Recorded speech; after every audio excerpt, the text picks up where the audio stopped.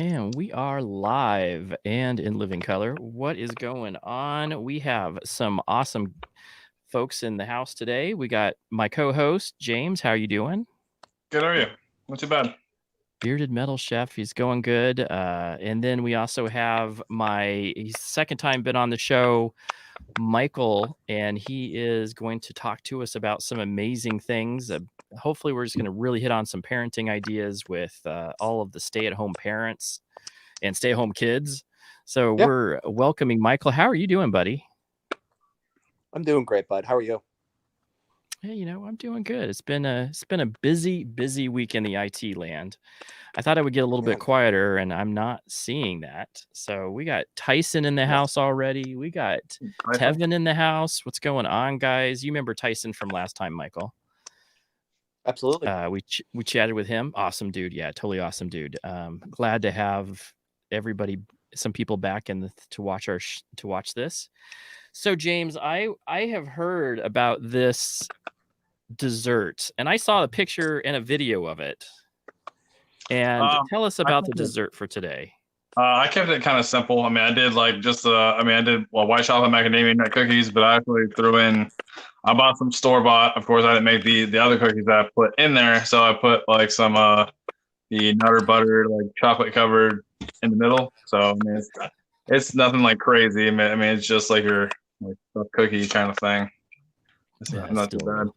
So that's still pretty cool. Still good. Yeah. So how did you do this one? So you did, and this is a cookie and a cookie? Pretty much, essentially, yeah. I made the dough myself. I made the white chocolate chip macadamia nut cookie dough myself, but I just bought the chocolate covered like peanut butter cookies and kind of stuffed them in the middle. So that's just so good. Instead of just making double, I just made like one cookie dough and just bought another pre-made cookie. So I just kept it a little bit simple. Dude, it was kind of a busy day today, so I kind of just kept it a little bit simple. Nothing wrong with that, because I cheated completely. I'm not even gonna claim. So Christy already said, "Hey, are you gonna claim this?" And I was like, "No, I can't claim. I can't lie about the cheesecake that I bought." But it looked really pretty, so I'm going to show the pretty cheesecake. It's a baby cheesecake with strawberry swirls in it. It's a baby. But it smells so good. My son's like, "Hey, what's up with this cheesecake?" And I'm like, "You know what it is? It's Thursday night." And he's been so happy about Thursday nights now, because afterwards he gets to munch down. What's going on, Amanda? Yeah, what's going on? Yeah. So I've enjoyed having all of the desserts. Mostly my kids have enjoyed the fruits of this, because we were like, hey, let's do a really cool, because we're both kind of in the hospitality industry. So we were like, hey, let's hook up and do something kind of fun with that. So yeah. So we got a lot of good discussions going on, and I've been talking to a lot of people about what we're going to discuss tonight, and this will also be recorded, so people will be able to watch it later as well. And that is, I've seen a lot of your posts, Michael, and I of course am completely, your socks are amazing as always. Tell us about your socks. I want to just tell the story about the socks. I love the socks. Yeah, what kind of socks you got? He's got crazy socks. Really? Yeah. Did he freeze up on us? Freeze up? Yeah. Yes, he did. Okay. There he is. I'm back. Sorry.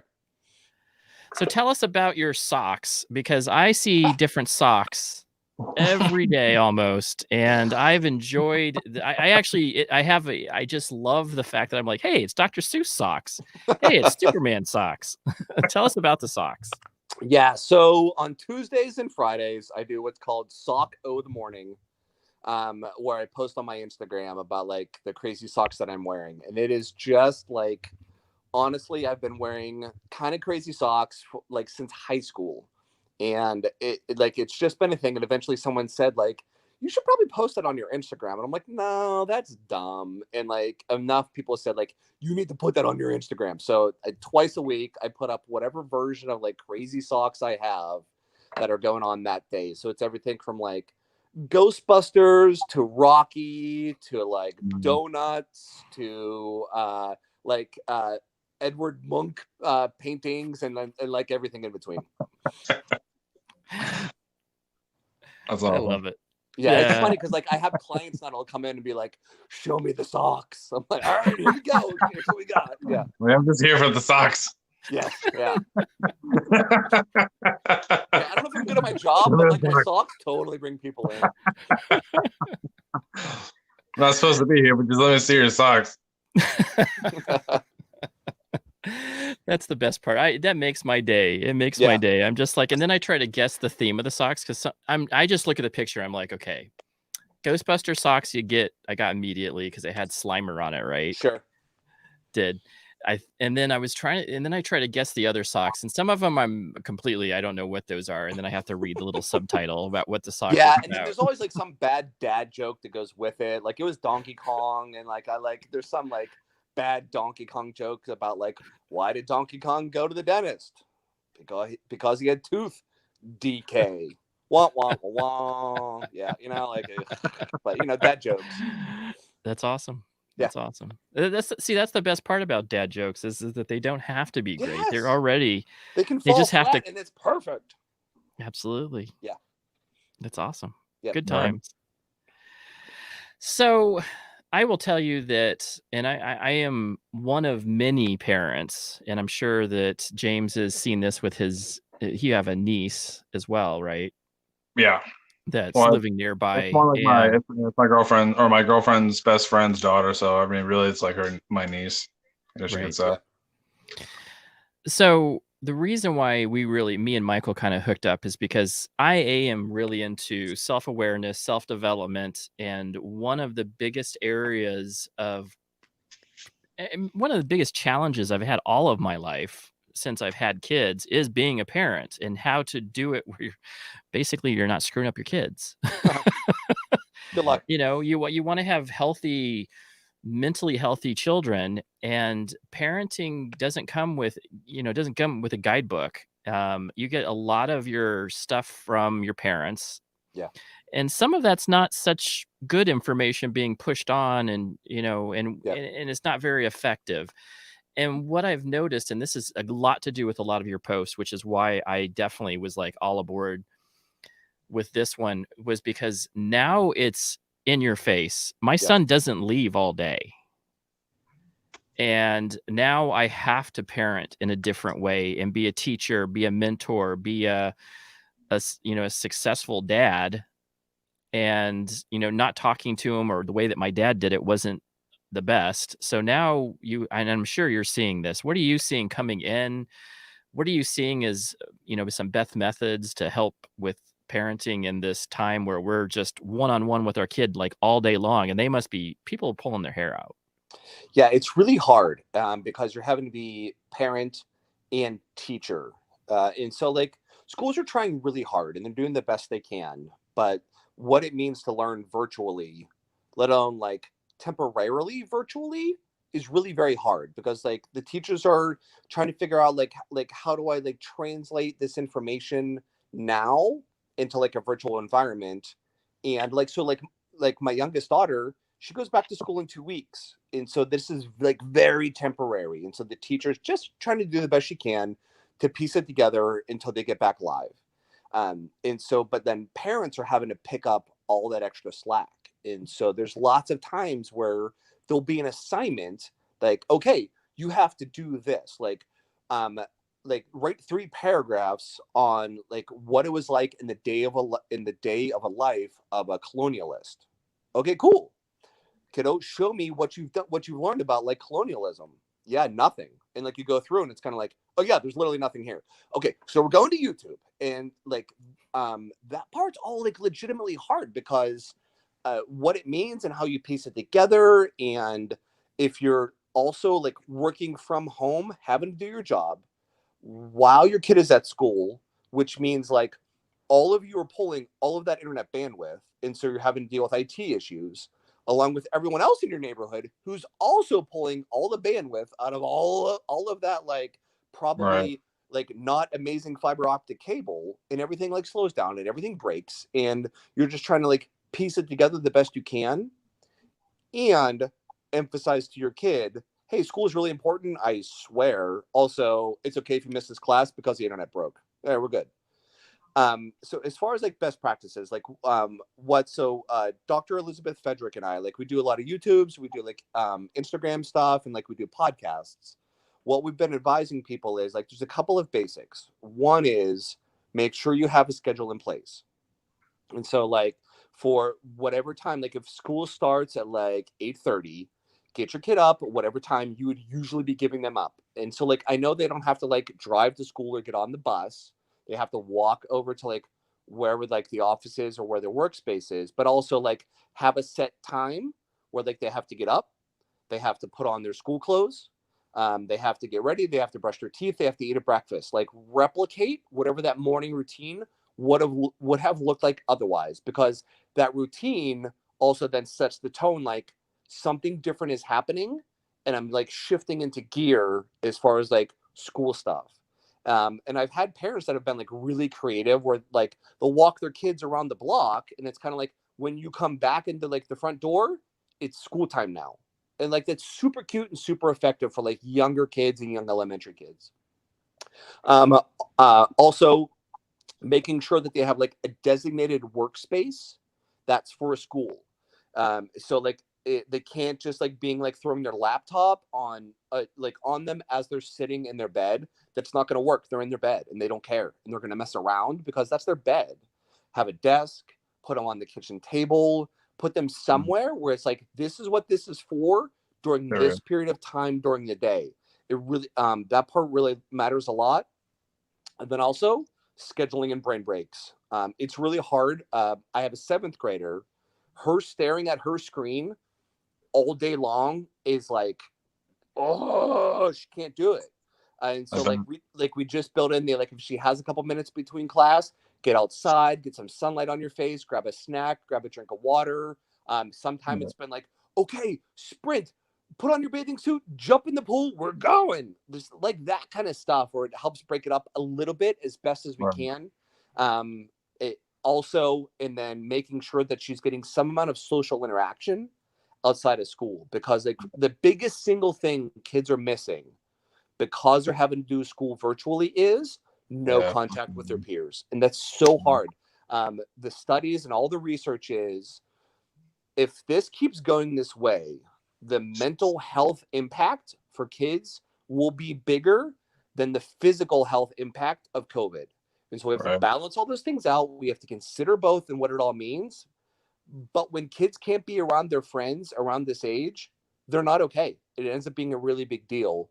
So whether it's virtually or like in small groups or like socially distanced with masks or whatever it is that makes the most sense for your kid and your family and your situation, be around kids their age and make that happen. They can't just be inside all day, and they can't not be around their friends.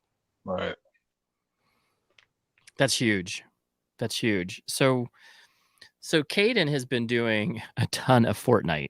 I can't kid you how much Fortnite, but that's been his social outlet. Well, it's Avengers Fortnite right now. I support him fully in doing all that Fortnite. Yeah. That's been his outlet. That really has been his outlet. Absolutely. And Yep. he plays with all of his friends, and you can see a smile on his face. He acts like he's interacting with these guys. There's moments where I'm like, we got to get some chores done. Yeah. But there's still some limitations that I've tried to implement, but as much time as I've been able to get to him with being able to play with his friends, what do you think are some good social distancing things that people could do other outside of like gaming? Is there like some sort of, I can't think of people playing at parks really is out, but is there any other type of things that you know of that, like, I guess Zoom maybe? Yeah, so any of those kind of like meetings, so the more like face to face and like being able to make facial contact with people, the better off they are. It's a whole thing about like the way that human beings are designed and why our eyes are the way they are and what we get out of facial cues. Like there's all the science behind it. And so like just being able to talk to people, awesome, do that thing. You have to get your eyes on other human beings though. You just get funky if you don't. And so like the more of those things, whether it's Zoom or FaceTime or whatever amount of like reasonable social distancing, like physical activities they can do that. And so, and again, that's so family by family and who's immune compromised and what makes sense. And if they spend time with grandma, like all that stuff, like everyone's family is different. You get to make those decisions, do what makes the most sense. But if there's lots of like club activities, or like group activities or like those kind of, or sports that are back in place where they're doing social distancing, you have to wear masks the whole time, but like you're with your friends doing your sport safely. If that's an okay thing for your family, plug that stuff back in. Right. Especially like even before like the corona like happened, like technology was just getting out of hand. Now it's like they have an excuse to be in front of their computer or their phone or whatever. Like you said, kids need to be socially active. That's why I agree. They need to be around kids their age or around friends or whatever. Like you said, a social distance or with a mask or whatever, small groups. But yeah, in front of like a phone or whatever. Even like say you said have a recess. You know what I'm saying? You have to treat your home like almost like school. Like, have a desk. Don't be in your, like you said, don't be in your bed. Don't be in like your fun spot. Be in a spot that's serious, your desk, like a school, and then recess or lunch, whatever. That's what we kind of have to do. Have a playtime, go outside, play in the pool, like you said. So like now it's just like people just have more an excuse to kind of just be in front of their phones and not socially being active with kids or whatever. Yeah. You know what I'm saying? Face to face is what's it's more important. People need interaction and not just over the phone or whatever.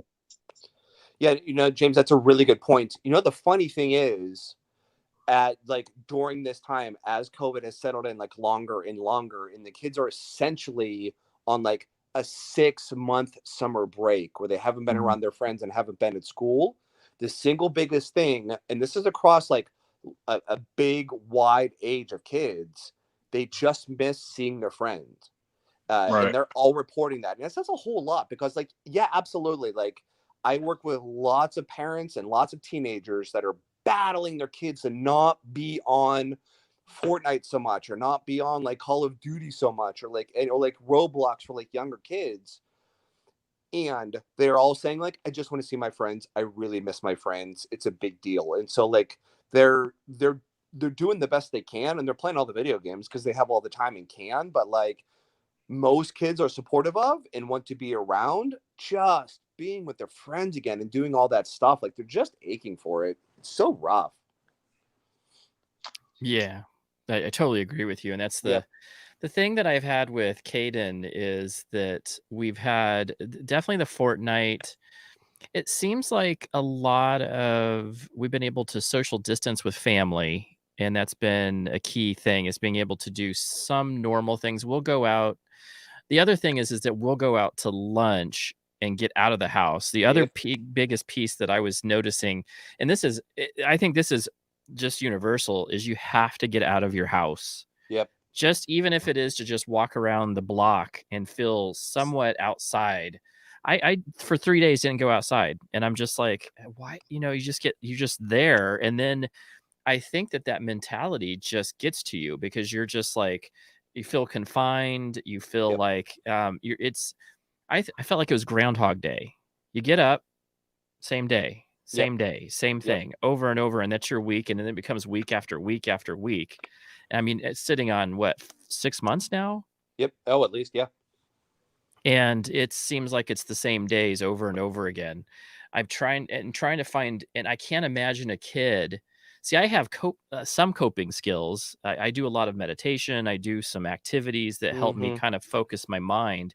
But with kids who are just energetic, I can't imagine being in the same space. So my thoughts were get out and do some exercising, get out of your house to at least see the sun and go to the park. It's hard for us, right? Right now, it's legit hard. Yeah, because me and Michael are both in AZ. We're just like down the street from each other. Yeah, we're essentially like sitting on the sun these days. Yeah. Yeah, it's so hot. And I mean, it's cooling down a little bit, right, at night. But I'll tell you that this has been a time where I don't want to go outside. Me and Caden were doing stuff outside in the spring. And then now it's just, you just go out and he wants to ride his bike. And I'm like, I can't let you ride your bike right now. It's 110. Yep.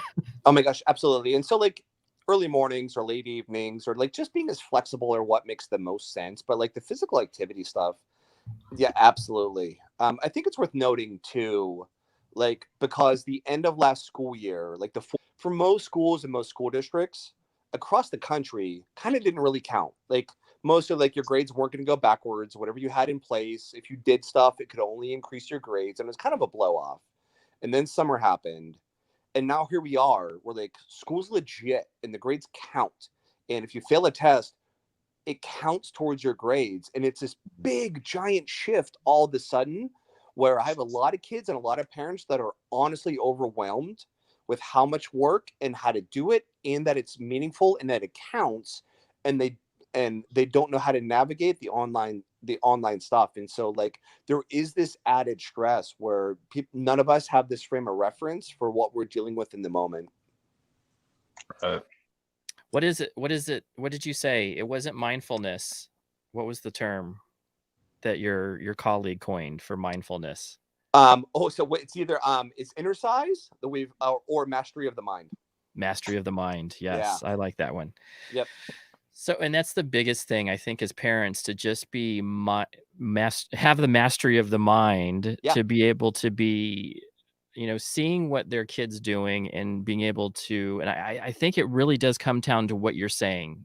Habit will create something that will, and I think that what James hit on was doing exactly like that, having this schedule that you built for them that gets them to realize that this is what we do. Cause that's what, and being consistent. The other thing is consistency with it, like doing it every day.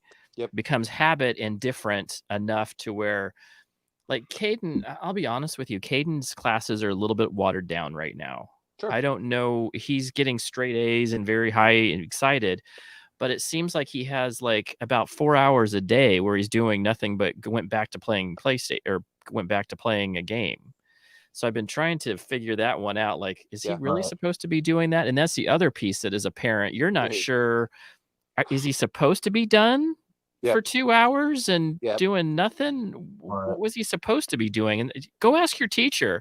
And then your teachers really has too much overwhelmed. And that's, there's a lot of teachers in our review group, and they are overwhelmed with the amount of things that they have to do on their end.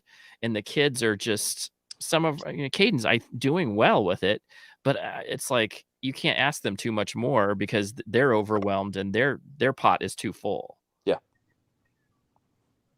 So that's the only problem that I've run into with the online is the Caden sits for about really seriously 3 or 4 hours where he's gotten done with all of his work. We were supposed to do this quiz, and then it's like he got it done, and then he's waiting for another 40 minutes to do nothing. Yeah.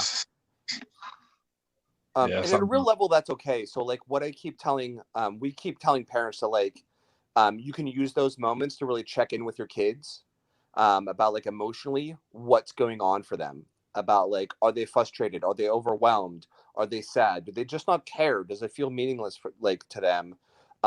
Have that conversation. Whatever the answers are, those are okay. You just validate what the kid is going through. So if it's kind of like, this school is dumb, I don't care, like I'm gonna do it, but like it's minimal effort, it doesn't matter to me. Absolutely, kiddo. If I were in your situation, I'd be thinking the same thing. Talk to me about like, so after you validate, then you investigate. You say like, all right, what's going on that's making you feel that way? Like what's coming at you that makes it not feel very worthwhile, or that you're overwhelmed, or that you're sad, or like whatever it is, and then help them problem solve. So we say it's a validate, investigate, regulate. And so the regulate part is like, okay, problem solve about got it. Okay, so if your goal right now is to just get through, how well is that going? Do you need any help from me? Anything else I can do? Or if it's like, I'm overwhelmed, all right, what's the solutions? What's going to help you feel a little bit less overwhelmed that way? And like help them like piece together, but problem solve for themselves so they feel control. Right. I think keeping kids like serious, like this is school still. Yeah. You're not at home to have fun. You're not, I know home is like your fun zone kind of thing, but this is school. This is going to be two places in one. You have to go to school and you're at home. Yep. But like I said, even in like even working right now, like there's a family that comes in like maybe once or twice a week, and they come in like in a large group. They're and they have kids, and I would say all of them come in hand with phones, like, and they just play their games at the table. I'm like, Yeah. this is crazy. Like, there's no like family, like it just separated. Like, there's 5 kids with like tablets and a phone or Nintendo Switch or whatever they got, and all the parents are talking over there. There's no interaction with kids, and it's crazy. Yeah, James, that's a really good point. Is like you have to then take advantage of those moments where they don't have to be on their screens. They have a chance to interact, to have those conversations. Like, as parents, it's hard because you like want to have that downtime because you're exhausted too, and you've been working all day, and you're also sick of it, and it's also really hard. Yes, and you have to be the one to establish those times and those relationships with your kid. Like, if you want them to be able to talk during dinner and have a relationship with you, it has to come from you. So you have to do the stupid, cheesy thing where, like, all right, we got a basket. Everybody put their technology in the basket, and we have the conversation starter cards, and we're just going to go through and answer the cheesy, like, conversation starters. So be it. But there's no other way to make that happen. There's no other way around it. Like, the parents have to push those things. The kids won't. They're looking to their parents about how to handle that stuff. And if the parents don't push it, the kids don't get it. Sad. Yeah. You should come out of the kitchen and make sure you push them and be like, put your phones away. What's wrong with you? Right. You're like, hey, it's throwing across the food room. from out there, man. Like, get off your phone. Like, crazy. I think that's interesting. I wonder if you could do something where you could like make it interactive, James, to where you're like, hey, we made this thing where you guys all have to interact together. You guys got to eat this dessert together. So, and you guys got to describe it. That, like, if they have like a little like basket or bin, and if everybody puts their like phones or whatever in it, and you take it up to them, you get free dessert for it being up there the whole time. And that's always brilliant to me because it forces the conversation. Yeah, I think that's awesome. And then I think that it is really hard, even before this whole thing was going on, to get kids off screens. I went to lunch with my buddy, and all Caden wanted to do the other day, and his kids were on screens, and Caden was like, well, why am I along? And I was like, yeah, I get it. You want to be on your Switch right now because they're on their Switch and their tablets. And I was like, that just happens. That is what happens. Me and Caden really interact pretty well together. As he's my little co-hosty bearded duo. But we do. That's the piece that people didn't like. I do that on that purpose because it interacts, and me and him talk, and we have like an interaction that helps create a father-son bonding that's outside of screens. And because otherwise he would rather be on a Switch all day, but it's helping me kind of, hey, let's go switch it up and let's go do a video. And then we go and talk about it, and we have a goofy time together. What is some other key? What are some other things that you've seen that have been effective in reducing screen time, but also so it's validating that they want the screen time? Yeah. Investigating why they need to have it so much, and then what was the R? Regulate. So problem solve. Help them problem solve it.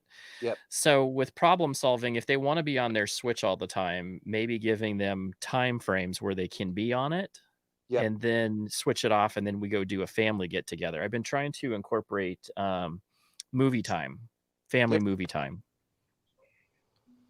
Even like Ryan's comment says, phones are great, but they take over our lives. We made a rule that when we go out to dinner and eat at the dinner table, the phones are put away.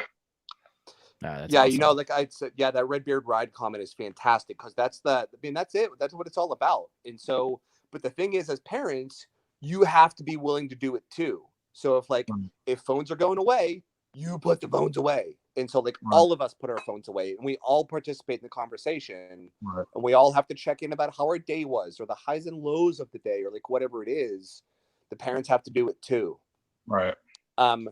As far as what can create that, those things. So what we push is, again, we have a couple of like Dr. Fedrick and I have some like good YouTubes about this, but it's a whole lot about date your kid once a month or so. There's a designated time where I'm taking you out, kiddo, to do the thing that you chose, and we're going to do it together, and it's just you and me. And so if it's everything from like we're going to like one of those like jump places that have trampolines all over the place, and like okay, God, that's what you want to do, I'm in. Or if they just want to go like my 7th grader, she just wants to walk around the mall. I know, weirdest thing. So like we go and we just walk around the mall, and I unfortunately know exactly the layout of Justice and exactly how it looks. And Hot Topic, I know that store very well. But like I'm with her and I'm pushing that conversation, and like over dinner then I'm talking to her and making sure that we're having that connected time.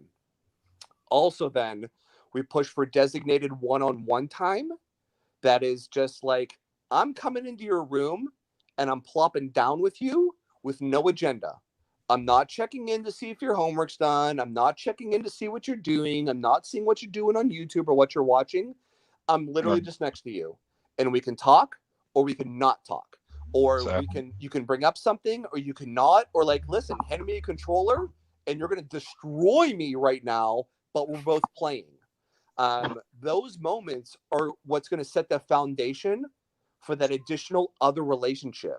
And so like, because you want your kid to be able to come to you, like if everything goes well, like when my kid ends up in trouble, like when they've been at some party where everybody's drinking and there's drugs around, and like they gave in and they got drunk, I don't want my kid to think like, oh my gosh, my dad is going to kill me.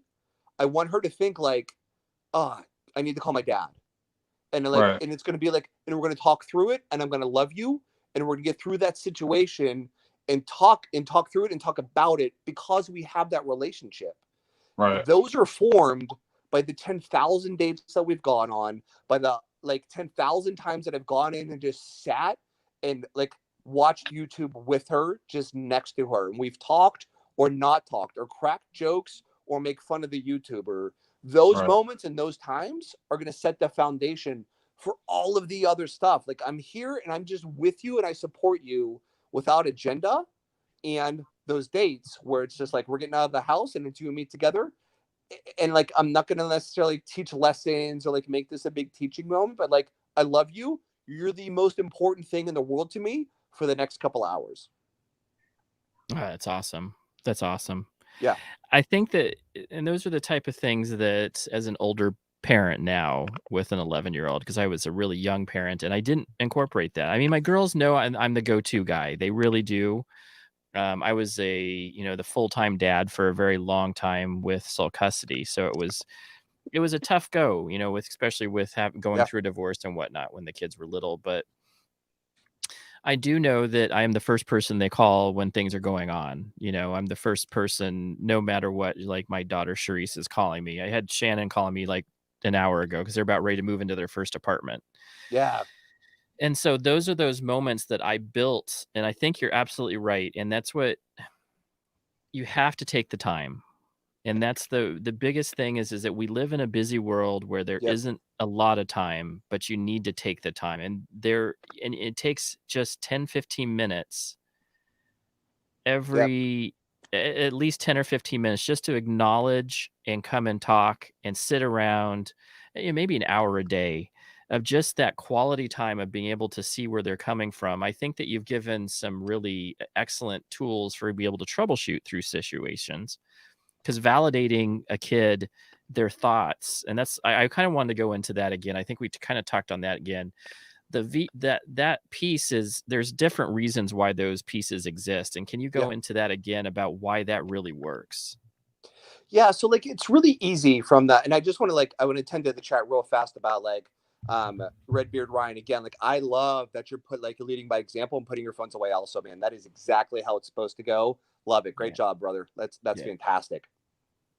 The validate part is where it comes up, and where as parents we tend to often fail is the what's the big deal? It's not the big deal. Like, I get it, your boyfriend broke up with you, you probably weren't gonna marry them anyway. Like, what's the big deal? Or it's just teenage drama, or it's okay, it's like you didn't make honors, or you didn't get an A, who cares, it's not a big deal. And from an adult brain, we have this big, broad perspective of like, I'm 45. I have all these years of experience to let me know that like that's not that big of a deal. Yeah, of course it's not. Like, but when you're 13, 14, 15, 17, what's happening in that moment feels honestly really big. And back when I was that age, it felt that way too. And if I were thinking the way they were, I would also feel that way. So like when it comes down to like when there's all this drama going on among my friends and I'm worried about everybody's going to think, man, I know what that feels like. When my friends now, when I think someone's mad at me or like I did something dumb or like someone's talking bad about me or something like that, it affects me. It doesn't get me as nearly as big as when I was like 17, but it matters. And if I were thinking like a 17-year-old, it would mean the world to me. It has that much more gravity just because I haven't been on the planet that long.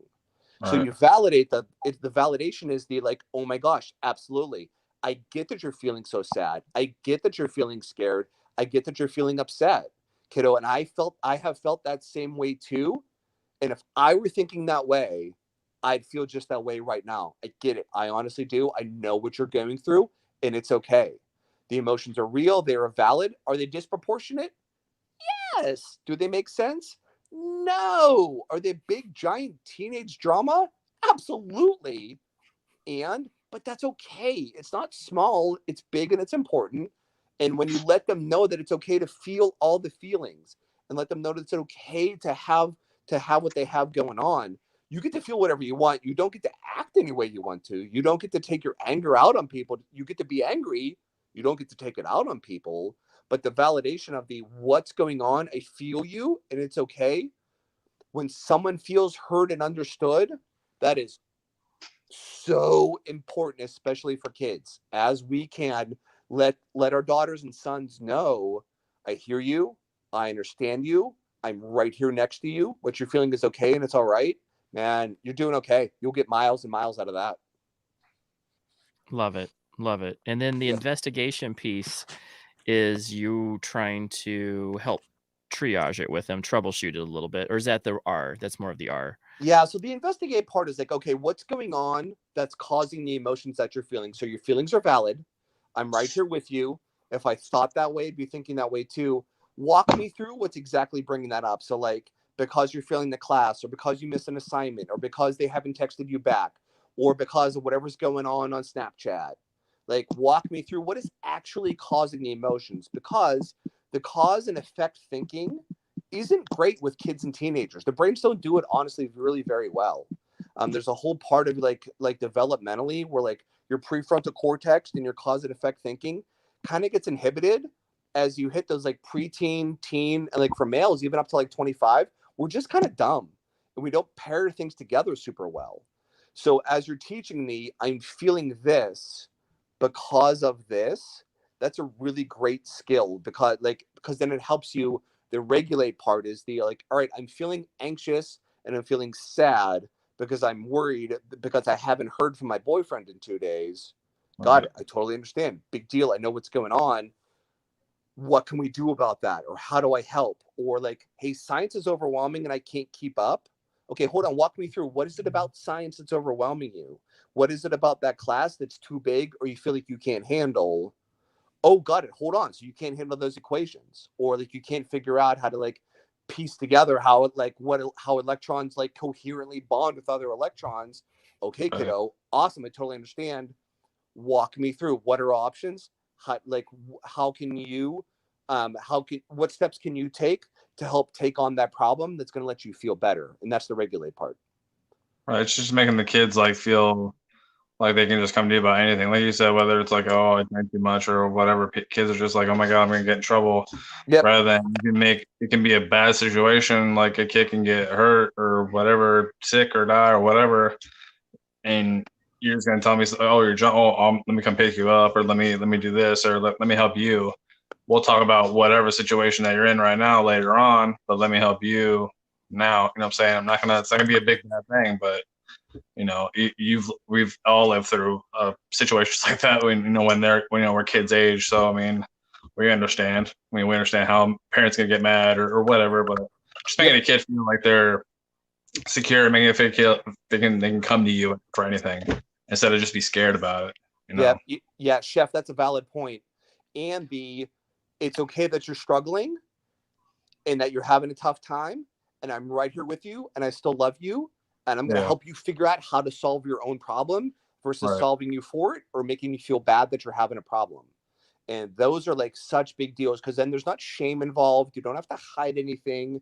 You get to struggle, you get to screw up, and you get to understand that I'm going to love you, and we can Right. always fix a problem. And Right. if your kids get that from you, man, you're doing fine. Right. Absolutely.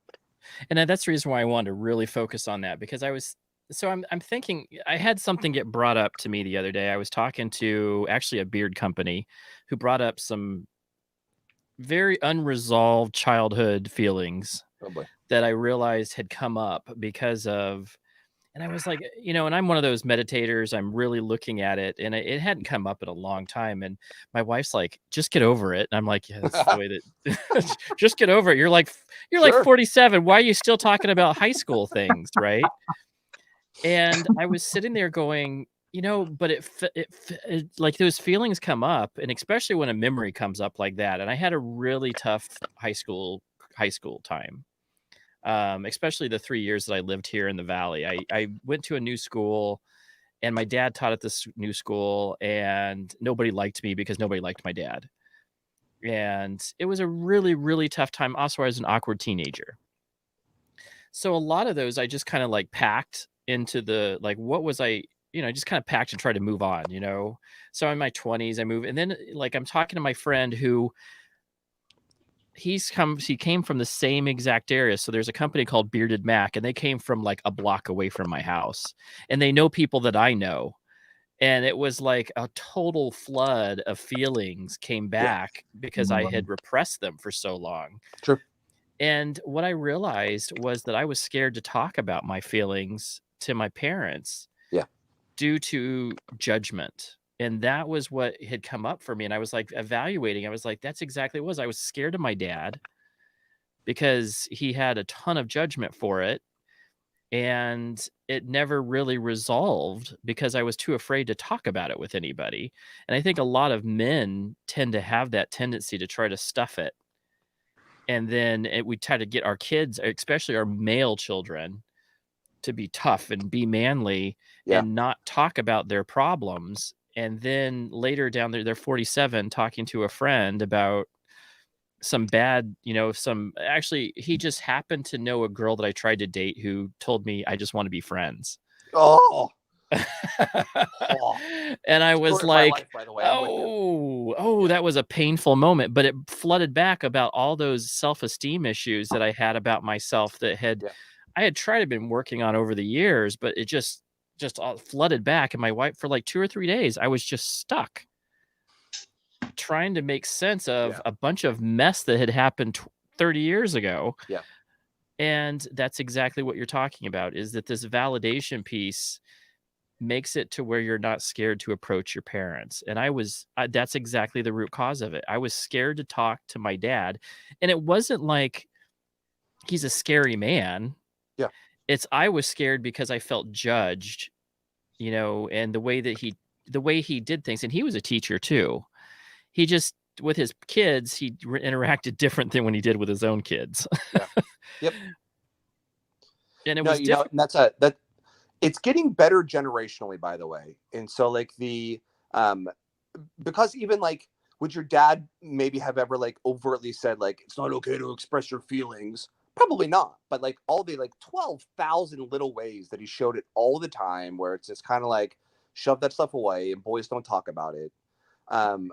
The generation coming up now, so like the millennials and Gen Y, they're much better and are raising their kids very differently. And so like there's lots of criticisms for both their generations. Absolutely. Gen Xers are by far the best. However,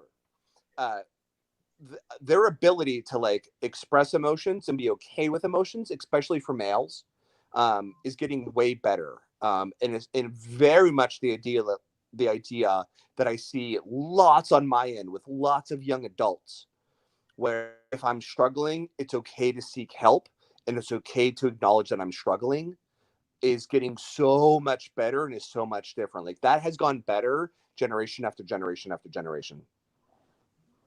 I see. That's huge, and that's good to know. Yeah. And I was telling somebody the other day that that's kind of your legacy. Like you get a lot of things handed to you by your parents and your techniques for how to do things, and you get the first 18 years of maybe not so good programming, maybe some good programming, but sometimes not so good programming.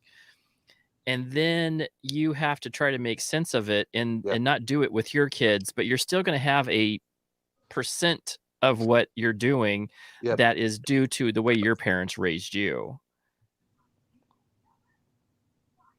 Which has been hard. Valid point, because either like you end up just like your parents, like because you're going to defer to it because that's your frame of reference, or you work your butt off and aren't your parents, and have to like, and so you take like what you were raised with, question it, decide something else, and practice it like crazy because your automatic thoughts are going to be like what you were raised around. And so like I have so many parents where it's kind of like okay, so like spanking I think is a good one. So like, not to be super controversial, but like, hey, the research on spanking is kind of done. We know it's not great. We know that it lowers IQ, it makes kids more aggressive, it's much more likely to cause a whole like myriad of problems along the way. And if you were spanked, you're much more likely to spank. Got it. And so presented with the information that's kind of like, you're going to drop your kids' IQ if you spank them. But it's like, but I turned out fine.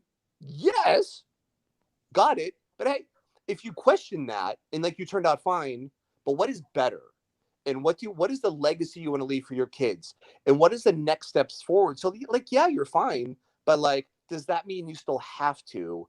Those are the questions parents have to ask, because if not, you just end up like your parents were, and maybe that's okay, maybe that's fine. And maybe like I got lucky. I had really good parents, but like I've also had to question all of those things, and I had the question about like the why, and then what does that mean for my parenting of my kids? We are all tasked with that. About the okay, God, this is what I was handed. Cool. Now what? Right. Yeah.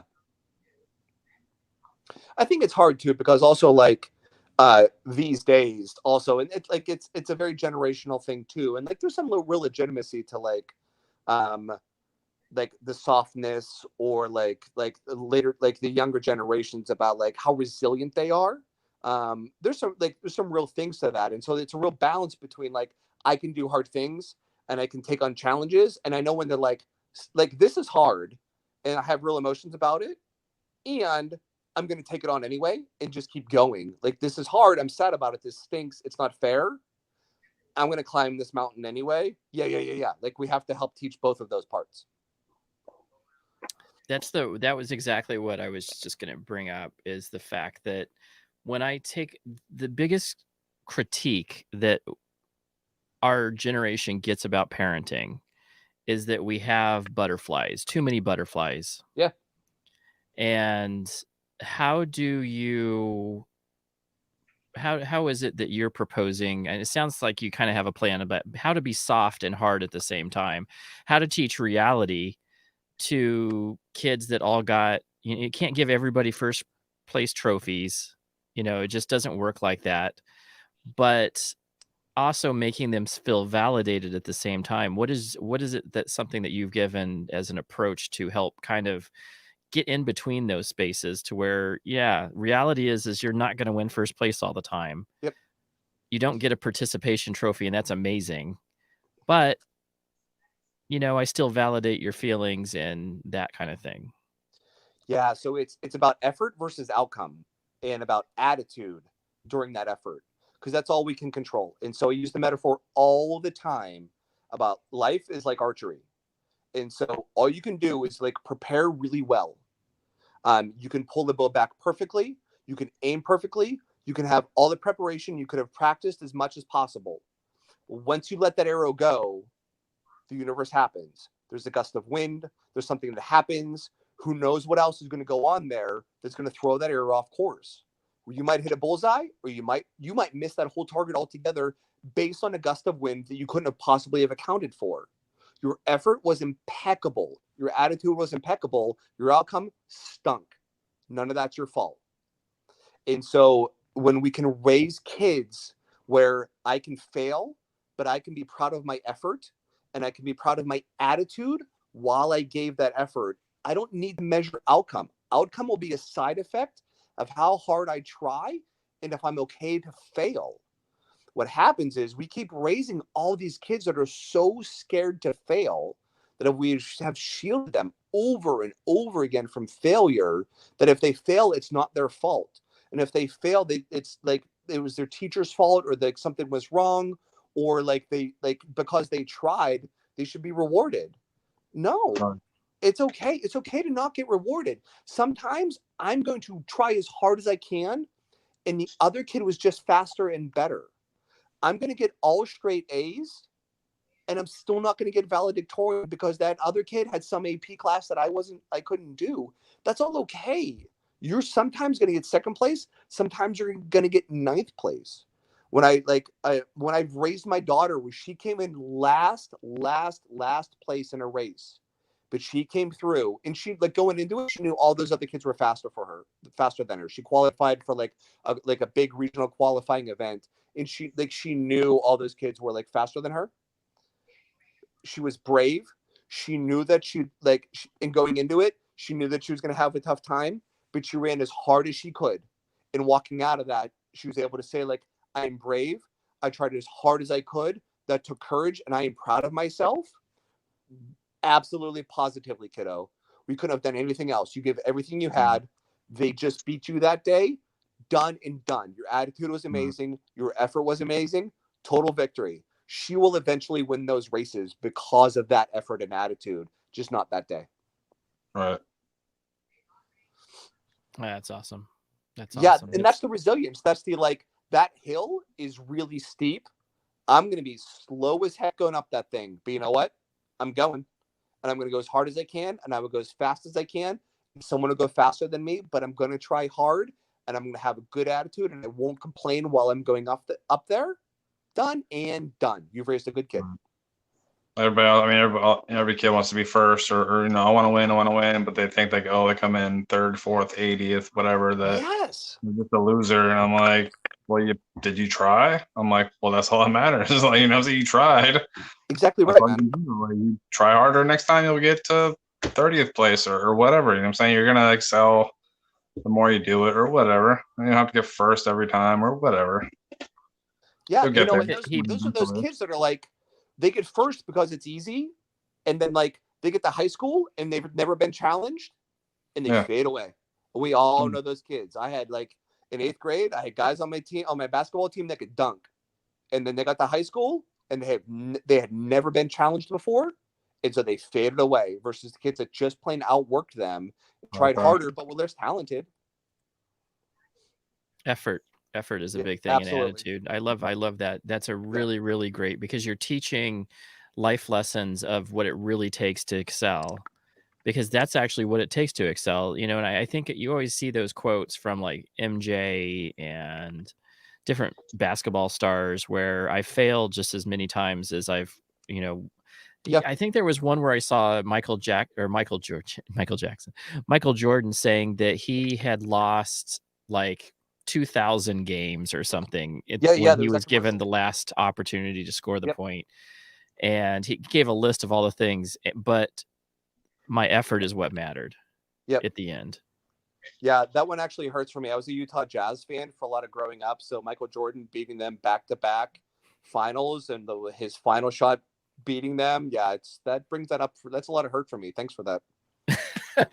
Thanks for bringing up bad memories, Andy. Yeah, speaking of trauma that gets brought up by your childhood, I appreciate that. Yeah, I know. I was thinking about that the other day because I'm a big Suns fan. So I grew up in I kind of grew up in Phoenix. So during the Barkley days where we were that close, and guess who shut him down? MJ. It was Barkley, and it had KJ involved in it. I mean, it was a really great basketball team back in the day, and the current Suns are going nowhere near the I don't even know if they go near the rim.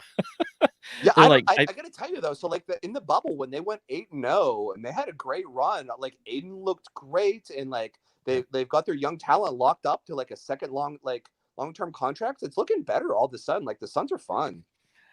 that's the whole thing is it's just weird, and that's the way sports are. So I had stopped watching them, to be honest with you, because I was like, I'm so tired of watching this bad team. And then Yeah, I would listen to 620 in the morning, which is the local sports radio, and they were just like, another GM, another GM, yeah. another coach. You know, it was like, well, they went through 3 or 4 coaches in like 3 or 4 years, and you're just like, uh, this is pretty miserable to watch this Yeah. type of I mean, how basketball. fun with those Steve Nash, Mike D'Antoni, Amari Oh, Stoudemire, yeah, the run and like the gun days. Matrix. Like, man, those Suns were the best. They were so fun.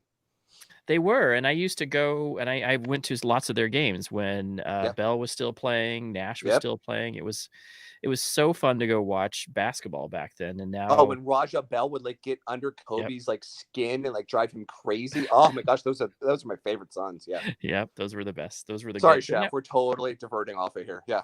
You're fine. basketball is. Are you a big basketball fan, I James? am. Yeah, absolutely. Yeah. Michael I is used, to, good. I used to watch a lot of basketball, like back in the kind of like the Bull era, like the Michael Jordan era. I haven't recently. I mean, I haven't watched a lot of basketball lately. So I haven't. As I said, the Suns, and then college ball. My whole family went to the U of A, and I'm sorry, you were so raised wrong. I was waiting. I was like, I think he went to ASU, didn't he? Or did I you go to teach at Utah? ASU. You taught at you teach at ASU, right? Yeah, I'm Professor Klinkner.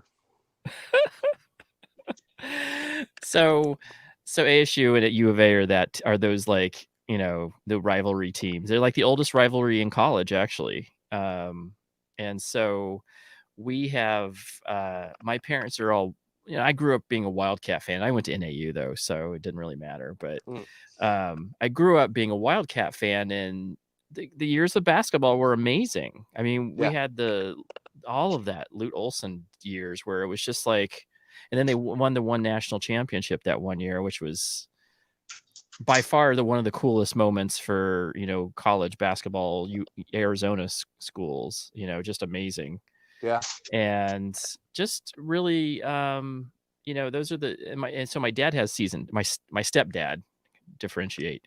My stepdad has season tickets to the U of A, so just absolutely loves Wildcat basketball. Got it. Does he get a discount now from like the FBI investigation, or like that doesn't work anymore? Sorry. Yeah. Yes, indeed. Yes. Did you know? So James, U of A was kind of caught with their hands in there's some problems, and it seems as though there was some buy-offs and some people looking the other way, and all scandalous things going on with the U of A, which of course makes every ASU fan extremely happy. Yeah. Because they're like, It doesn't matter because if we're winning, as long as the they're only losing thing or that in trouble, ASU we're fans fine. had Yeah. was Yes. that they went to the Rose Bowl 2 or 3 times, and that the U of A. But when we talked basketball, it was always like, well, that's always the go-to with the default, right? Yeah. Every Wildcat fan is always like, but we got a championship. You guys have True. never, you didn't even run you went to the Rose Bowl a few times. Yeah. Okay. But it's fun. It's totally fun. So we got a few minutes left. I think the people on we were trying to be very considerate of live streams these days. Sure. So James, do you have any last questions for Michael? No, I think it's been a great live. I've being more active and asking questions, and like I said, I don't have kids myself, but I've always been around kids, like whether past relationships or even now being around kids. I've always had good relationships with the kids. I've always been like the favorite uncle, like and I'm saying because I actually spend time with the kids. I do the kids that maybe I do games or whatever with the kids, so it's like I always interact with them rather than other people that maybe might not, like other uncles or whatever, I'm saying. I actually spend time with them, so it's like cool. But yeah, it's just been a great conversation. I mean, I've always I've enjoyed the live stream and kind of getting to know certain things. So Thanks, man. Yeah, and that's kind of what I think you gave some really key, and I think that coming up with, I'll summarize it really quick. I think the keys that I got out of this is that have a schedule for Yep. our kids with the school. yeah, The VIR piece of making sure that you're validating, investigating, and regulating. It's like, and then the last piece, which was, I think, one of the key to me, that was one of those key moments of what we can do with when we're complaining about our kids nowadays: effort and effort and attitude. I was Yep. like attitude. I was like intention. Intention is everything, but Sure. that flies right into that same space. Absolutely. Is effort and attitude, because where you're aiming is exactly, as long as you're trying to aim and aiming it well. I think the archery. I always love analogies, so I'm going to use that again. So just Sold. to let you know, I didn't make it up, man. It's all yours. I always am like the teacher, when you're a teacher, you realize I've been taught by other people. I'm just regurgitating information that Yeah. has made sense with me. And that's why I'm really happy to have you on, because this has been another great discussion, and we'll keep having these, Michael. I Absolutely. know that you have I'll plug your live stream here for a second. You have a live stream, and what days do they happen? Well, we have a podcast that comes out on Tuesdays. That's it's on Evolve Counseling and Behavioral Health. And that's also our YouTube page. So the YouTube, you get the visual where you have to look at me. Sorry. But it's Dr. Liz Fedrick and I, where we go over like whatever the topic of the week is, usually about 20 minutes or so.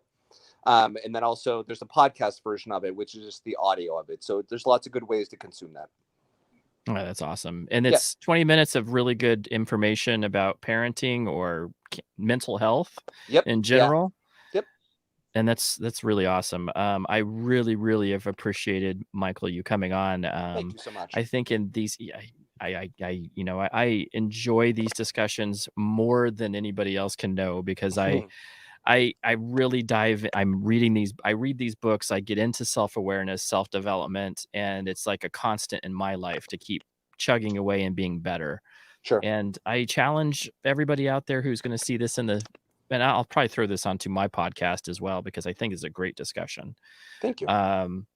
And I challenge everybody as parents to listen and really try to follow what we've talked about today, because I think these are key steps to making a happy child. And I think that happy children make our lives much easier. Sure. But they are also a legacy that we give to a legacy that we leave is happy children, successful children. Yeah. And success meaning that they are mentally healthy as well as physically and spiritually healthy. Yep. Amen. Yep. Any last thoughts? No, man, we covered a lot of ground. Yeah, we did. It's awesome in an hour. I just blown away. Really good stuff. I always give like the weekend. What's going on, James, in the next week for you? Not too much. Kind of just doing some stuff around the house and getting some stuff, doing some yard work, all that, fun, stuff, honeydew stuff, so that tackle like the list of things to do besides work and all that stuff is just trying to just stay busy and stay safe from all this.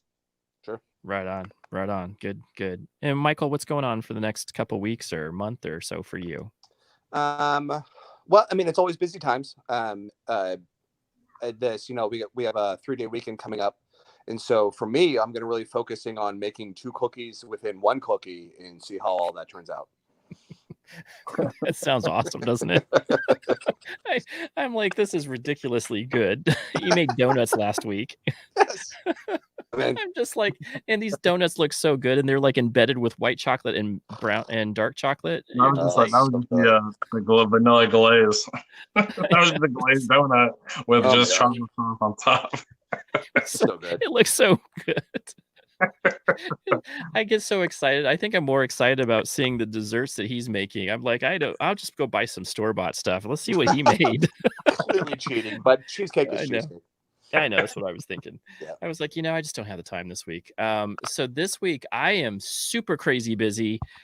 Daughter one is moving to Michigan on Saturday night, and I am taking her to the bus station so she can take a train to Chicago to Oh, wow. Michigan.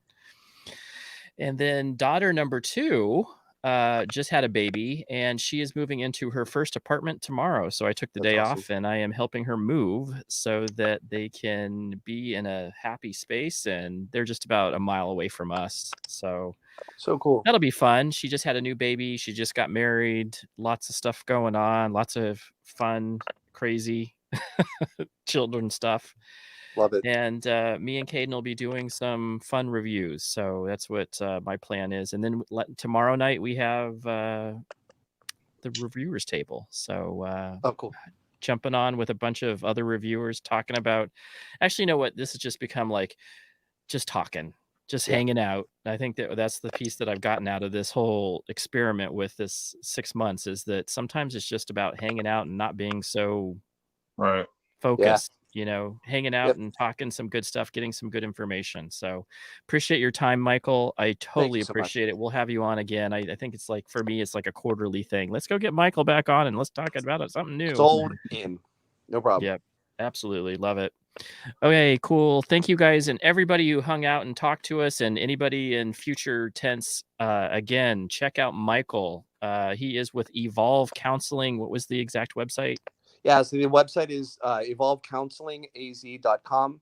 The Instagram and Facebook are Michael Klinkner Counseling. Yes, Nice. Please check him out. An awesome, amazing guy, and I've really been fond of him, and he has given us so much insight. Totally Thank appreciate you. it, Michael. Again, thanks again for joining me and James, and with Beards and Desserts, episode 3, I think this was it. Episode 4, episode 3, something like that. So thanks again, and we will see everybody on the flip side.